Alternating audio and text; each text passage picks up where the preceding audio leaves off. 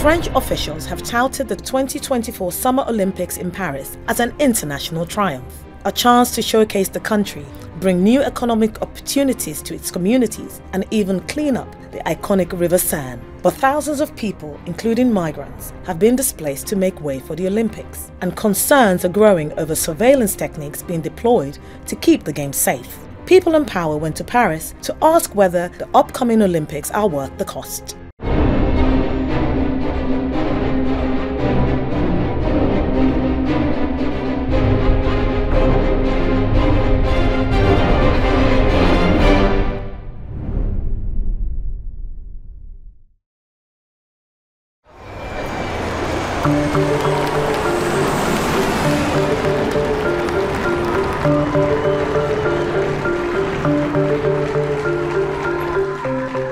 French President Emmanuel Macron is an enthusiastic champion of this summer's Olympic Games in Paris.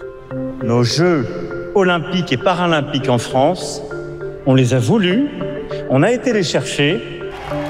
Ce sera un formidable moment de fierté française et de célébration. Vive le sport français, vive la République et vive la France. The president's positive outlook is shared by the International Olympic Committee's executive director, Christophe Duby. This is what Paris has as a vision. 500,000 people will be able to take part in that unique moment. People will say, I was there or I was watching. You know what? I can't wait. Like other Olympics, the 2024 Summer Games are seen as an opportunity to showcase the host city and promote tourism. But the Paris Games are hoping to provide a new blueprint with an Olympics built on the idea that bigger is not necessarily better. We really favor working with existing venues to host World Championships, World Cups that are organized every year. When you can go to the same locations, you win. These games are also billed as greener, more inclusive, accessible, and affordable than previous Olympics. Paris 2024 will be more gender balanced, more sustainable. We have really completely changed our approach. Marie Salwa is the International Olympic Committee's Corporate and Sustainable Development Director.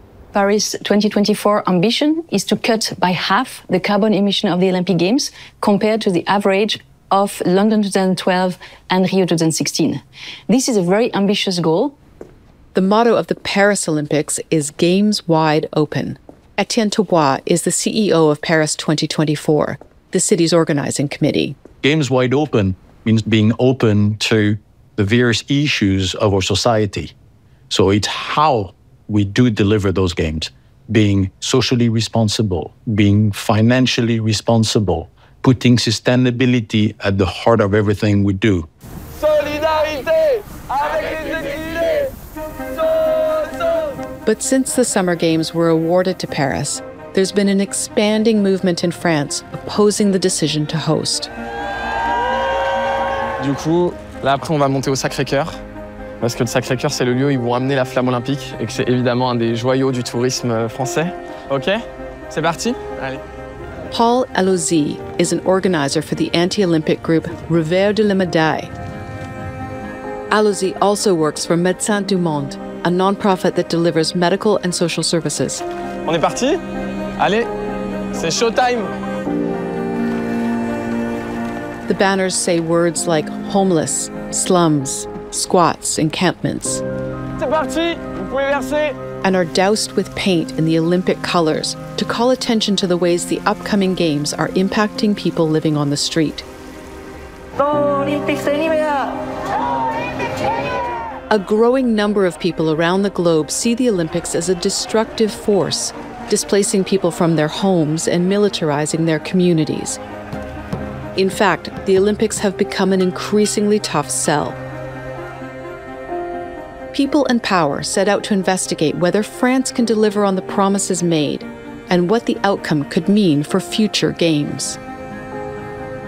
You have two different versions of what it means to be a modern Olympics. One coming from the International Olympic Committee from on high, and then one coming from the grassroots from on low. And they're clashing somewhere in the middle. Let's bring in Jules Boykoff, a professor. Jules Boykoff is a leading expert on the Olympics and a former professional soccer player.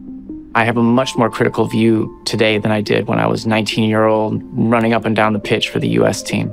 He's written 6 books about activism and political movements related to the Games. Between 2013 and 2018, around a dozen cities just said no to the Olympics when they were given the chance. And in part, that's because of all the problems that we've been seeing when it comes to the Olympics. Boykov is in Paris ahead of the Games. He's researching the anti-Olympic protest movement here. If you look at the Paris 2024 Summer Olympics, you'll see all the problems that are endemic in the Olympic Games. You've seen the price tag elevate significantly, AI-driven surveillance in Olympic venues. You see the gentrification of particular spaces with various communities being priced out, moved out.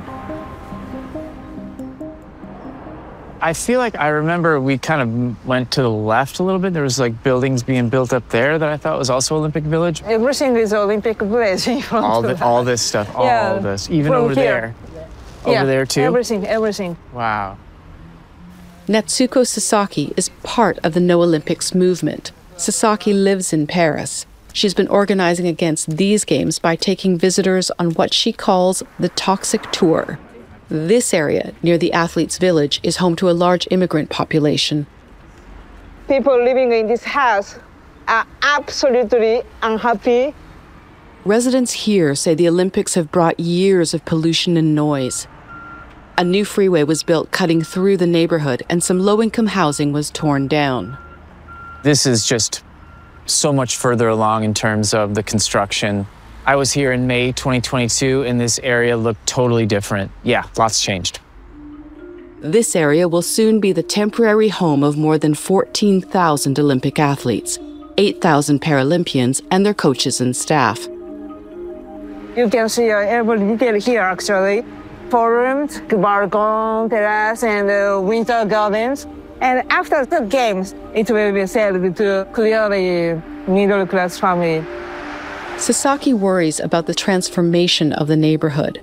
Oftentimes, the area around a former Olympic village becomes unrecognizable and unaffordable to its previous residents. The objective is to build a new neighborhood which is mixed, which will have offices, they will have businesses, and also housing, schools, public buildings, more than 2,800 homes after the Games. So that's a legacy in an area where it's much needed. All these housing will be mostly actually for social housing or people coming with average incomes. The question here is how many social housing? They can be very flexible on that question. And for those who are already struggling, advocates say the Games are the reason why newcomers to Paris are being forced out. Les Jeux Olympiques, c'est un cauchemar pour les réfugiés. On est des victimes des Jeux Olympiques. Ils veulent nettoyer Paris parce qu'il y a les Jeux Olympiques, parce que les réfugiés, c'est une mauvaise image pour les bobos qui viennent regarder le jeu. Pariz Alkali Youssef works for the organization United Migrants. He was at this former cement factory just a block from the athletes' village in April 2023, when hundreds of migrants squatting there were evicted. L'expulsion, ça a été passé, c'est-à-dire à 6 heures du matin. On était entourés par la police. Au début, on a cru qu'il y a des solutions d'hébergement, mais toutes les personnes qui vivaient dans cette squat, aujourd'hui, on est en train de les repérer partout dans Paris. Squatting in old abandoned buildings is one of the few ways unhoused people are able to find shelter in Paris. But in June 2023, the French government adopted a bill toughening the penalties for squatting, making it more difficult and risky. Ça va être expulsé avec cette nouvelle loi qu'ils ont fait pour les Jeux Olympiques. Youssef landed in France as a refugee from Chad in 2015. More than 1 million asylum seekers and migrants arrived in Europe that year, mostly from Syria, Afghanistan, and Iraq. Je me suis retrouvé à la rue. Avec les froids et la pluie, c'était dur. Because of his own experience, Youssef now works to help distribute basic food and supplies to migrants struggling to survive on the streets and in Paris's few remaining squats. On a des bébés et des familles qui vivent ici et qui n'ont pas de revenus, qui n'ont pas de travail. Et c'est pas facile pour nous parce qu'il y a plus des escouades dans Paris, il y a plus des foyers dans Paris. Où on va les mettre? People leave their country because there's a war, because there's extreme poverty, because they have to flee like a natural catastrophe. It's not any homeless population, it's refugee people, so they're already under the stress of the violence of the departure, the violence of the journey. And then you arrive and you're welcomed by the sidewalk and you have to live under a tent and there's nobody to really help you. It's the toughest life conditions I've ever saw. This underpass has become a makeshift home for around 100 unhoused people, mostly men, mostly from Afghanistan. For those living here, it's one of the few options to stay in the city, where many have already found work. I think they're going to close the area. En fait, maintenant, avec les Jeux Olympiques, ils veulent envoyer tout le monde loin, loin, loin de Paris. Vous voulez rester en Île-de-France? Oui. Ouais, bien sûr, pour le travail. C'est très compliqué. C'est très compliqué, c'est ça.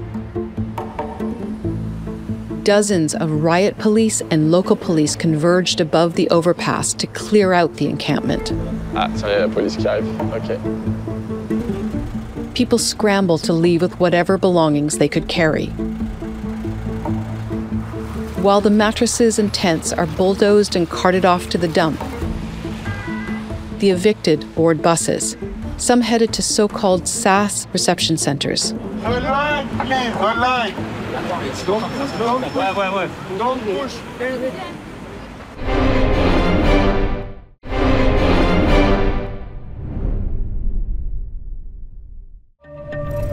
The centers created by the government in 2023 are located around the country. People who arrive there are provided food and shelter for a few weeks. Aujourd'hui, me parle des SAS. Je ne crois pas tant que j'ai pas vu de changement par moi-même. On n'a jamais vu une solution globale pour ces personnes. Jamais. The stated goals of the centers are to take pressure off the asylum application system in Paris and speed up the processing time for people seeking refugee status so they can legally live and work in France. Hassan Zad Kudratullah is from Afghanistan. He was living on the street in Paris. In Pariz, too much problem. Nobody help us. We sleep in the street. Kudratullah voluntarily boarded a bus to a SAS center in Bordeaux, where he has temporary housing. After that, he doesn't know what will happen to him. We have 5 persons in the room. They give us 40 euros per week. They tell us we send this camp is maybe 5 weeks. After 5 weeks, they want to transfer us. This has really nothing to do with the games, right? And I don't say that the situation is an easy one. What the French authorities were explaining is that moving these people from Paris is to help with the pressure that is put on Paris as the capital. So we have to make the distinction between the pressure that is put on any given capital, the response from the authorities, and the games. We are completely disconnected to what is happening. We are, planning for the games. These displacement, replacement, finding a solution is an ongoing business, and it goes on whether there is or there is not the games. Critics argue that removing unhoused people and sending them to SAS centers is an ineffective short-term solution to a long-term problem, and that the unstated goal of this is to clear the streets of Paris ahead of the Games. It's been years that the police has been mistreating people in the streets of Paris. But now the evictions, the police harassment, it's getting bigger and bigger because of the Olympics.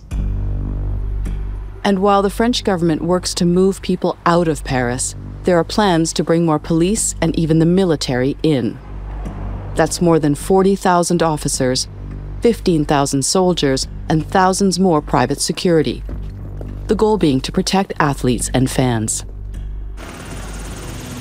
17 people were slaughtered yesterday, 2 in the Olympic Village and the other 15 in the shootout at the airport. Past Olympics and major sporting events have come under attack. A terrorist attack at the Summer Games in Atlanta.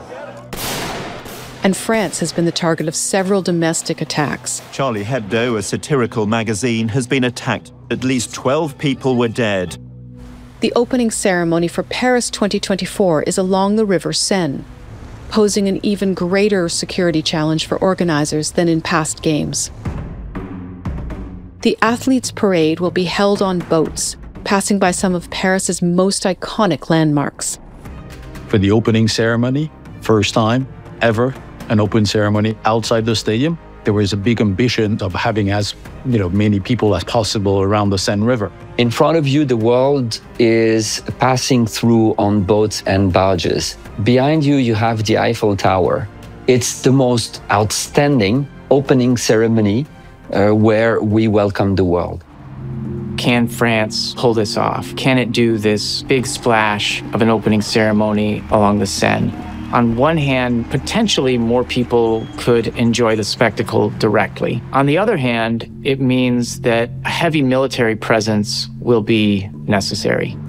For Olympic organizers, there's a tension between hosting large crowds of sports fans and keeping those fans safe. The fact that people are saying it's a legitimate terrorist target is real, and we can't deny that. There's no question about it. What you need to look at is whether the response is proportionate and whether the response lasts beyond the Olympic moment. And what we often see is that it's both disproportionate and everlasting. And with concerns about security high following the Crocus City Hall attack in Moscow, organizers are gearing up to deal with potential threats.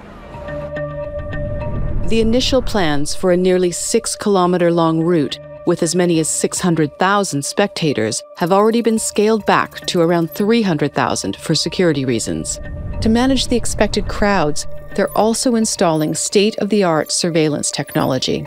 Ce système de reconnaissance algorithmique est censé, en prenant toutes les données, détecter des comportements qui seraient anormaux. Oui, merci, Madame la Présidente. Danielle Simonet is a member of France's national parliament from a left-wing party. Simonet has been advocating against the use of new algorithmically driven surveillance. During the games, cameras will be used to detect things like weapons and abandoned objects, and crowds of people gathering. L'utilisation de la surveillance, des drones et des méthodes algorithmiques pour déceler des comportements qui seraient problématiques, inappropriés, anormaux. On nous a présenté toutes ces expérimentations comme une innovation extrêmement importante pour la sécurité de toutes et tous pendant les Jeux Olympiques. Donc, a priori, comme ça semble assez fascinant. Mais en fait, je vais être un peu grossière, mais c'est du foutage de gueule. Parce qu'en fait, il n'y a absolument aucune démonstration scientifique qui permet d'attester que techniquement, ce système fonctionne. Critics argue that the French public are being used as guinea pigs to test the new technology. And there's also a history of how surveillance methods have been used by police. On est déjà confronté à un problème de racisme systémique dans la police. Opponents worry that after the games, the technology will be used against those who are already disproportionately targeted by police in France: racial minorities, people living on the streets, and political activists. The surveillance and policing plans have also been the target of protests. This group of activists, which included members of a privacy rights group, gathered outside of an Olympic souvenir store, dressed like athletes. Technology will never prevent someone from killing other people on the streets. Bastien de Carec is a lawyer with La Quadrature du Net, a digital rights advocacy organization. The Olympics are always an occasion to introduce in the law new aspects that were previously refused. The video surveillance using AI was used in France illegally for years, but now the government has had the occasion to legalize them using the excuse of the Olympics. From the perspective of those who are securitizing, they're perfectly happy. This is a once-in-a-generation opportunity to ramp up securitization capabilities. When I lived in London, for example, for the 2012 Summer Olympics, they actually ratcheted missiles onto the top of apartment buildings in order to ward off terrorism should there be a terrorist attack. All the special weapons that are purchased, they don't put them back in the box and return them to sender after the Olympic Games. The cost for security is roughly 320 million euros. The initial Paris budget was estimated at nearly 7 billion euros. Organizers say it's now costing closer to 8.4 billion euros. Budget-wise, we were able to keep the financial trajectory almost to what it was planned. So we are very satisfied with this, and we believe that's a new blueprint for the future Olympic Games.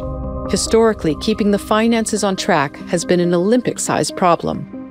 Every single Olympics since 1960 for which there is reliable data has gone over budget. One of the biggest expenditures for Paris is the 1.4 billion euro cleanup of the River Seine, making the water swimmable for the first time in 100 years.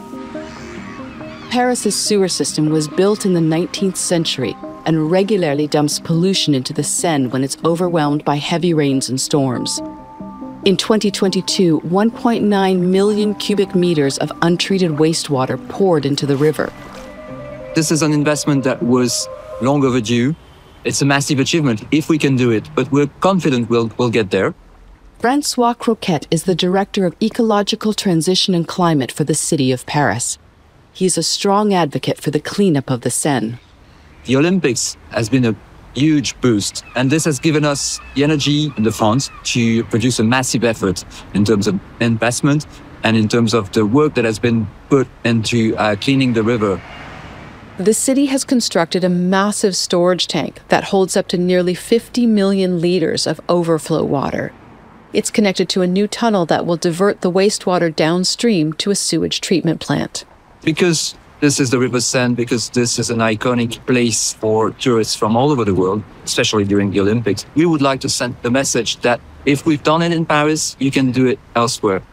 The problem, according to some environmental experts, is that the new system could soon be overwhelmed by increased rainfall due to climate change, spewing sewage back into the river. They talk a big environmental game, but oftentimes the follow-through is lacking. When I lived in Rio de Janeiro in 2015 and 2016, the Olympics were supposed to clean up Guanabara Bay, this bay that was notorious for having large animals like horses and goats floating in it. So when Rio was bidding, they promised that 80% of the water that was filtrated was going to be clean. By the time the Olympics rolled around, it was actually only about 25-26%. Donc il y a beaucoup de greenwashing. C'est-à-dire qu'on fait croire que ça va être les Jeux Olympiques les moins polluants.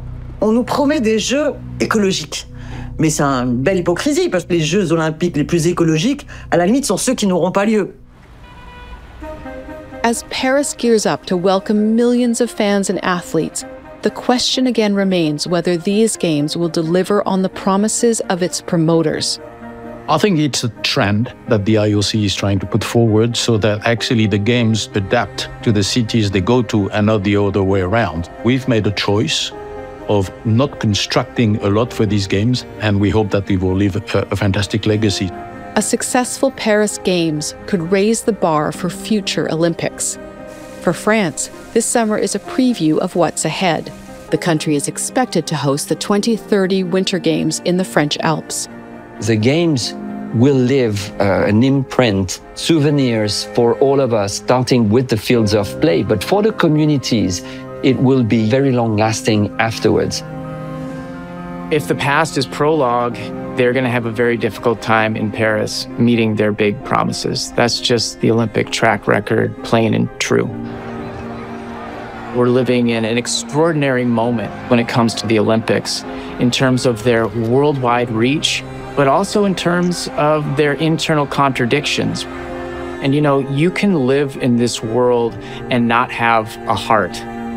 But to look at all the things that have transpired in the context of the Olympic Games and not believe that things absolutely need to change, well, then it really makes you wonder. And then you have the values of the Olympics.